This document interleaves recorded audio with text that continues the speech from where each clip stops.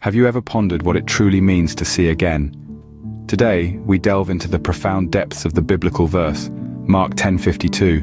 It reads, "And Jesus said to him, 'Go, your faith has made you well.' And immediately he regained his sight and began following him on the road." Quite a fascinating verse, isn't it?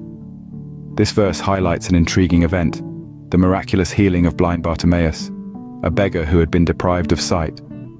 Yet in his blindness, Bartimaeus perceived something many with sight could not. He recognized the healing power of Jesus.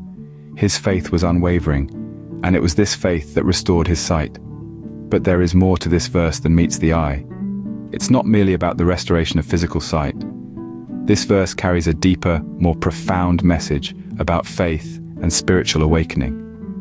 This verse is not just about the physical act of seeing, but also the spiritual awakening that faith can bring. What does it mean when Jesus said, "Your faith has made you well"?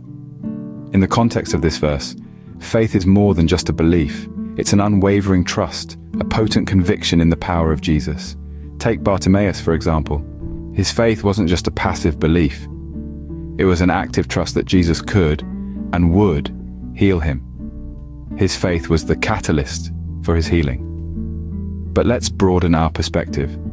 Faith is not just about miracles or divine interventions. It's a powerful force that can bring about change and healing in our lives.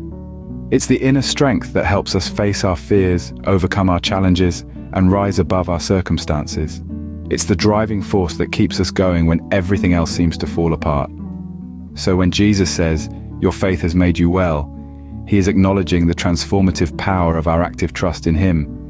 Faith, then, is not just a belief, but an active trust that can lead to transformation. How can we apply the teachings of Mark 10:52 in our daily lives? Let's think about this. Every day, we face an array of trials, big and small. We can choose to approach these trials with fear and trepidation, or we can confront them with faith. This faith is not just about belief, but about trust, optimism, and action. It's about trusting that things will work out, being optimistic about the future, and taking action to make it so. Now consider your own life. How often do you rely on your faith to guide you through your struggles?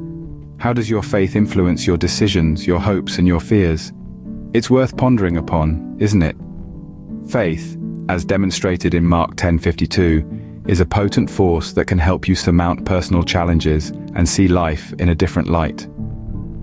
In the end, Mark 10:52 teaches us that with faith, we can overcome obstacles and see life in a new, more positive light.